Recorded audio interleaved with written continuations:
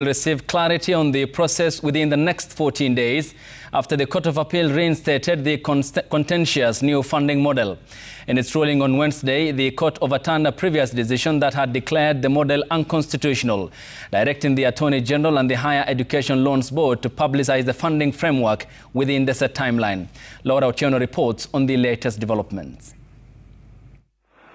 Over 400,000 university students left in uncertainty following the suspension of the new funding model have been handed a fresh lifeline after the Court of Appeal lifted the freeze on its implementation.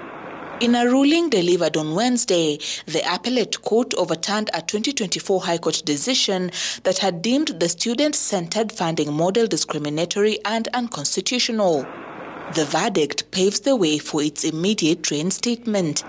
The court has now directed the Attorney General, the Higher Education Loans Board, and the Kenya Universities and Colleges Central Placement Service to publicly outline the funding framework. They must ensure that all universities, current and incoming students, and prospective applicants are informed within the next 14 days.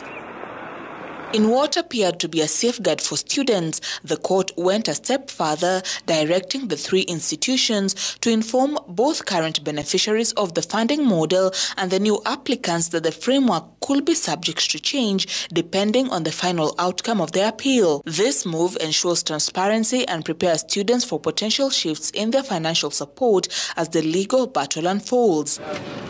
While filing their appeal, the Universities Fund and the Higher Education Loans Board argue that the ruling invalidating the new funding model had triggered a stalemate in the education sector, making it impossible to disburse payment to students.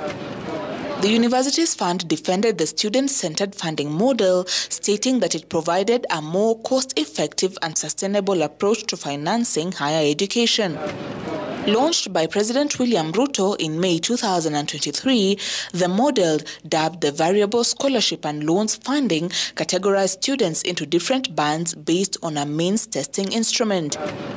Those classified under Band 1 qualify for up to 70% of government scholarships, while students in Bands 4 and 5 receive 40% and 20% respectively. The model was designed to prioritize financial aid for the most vulnerable students while ensuring a fair distribution of resources. Laura Otieno, Citizen TV.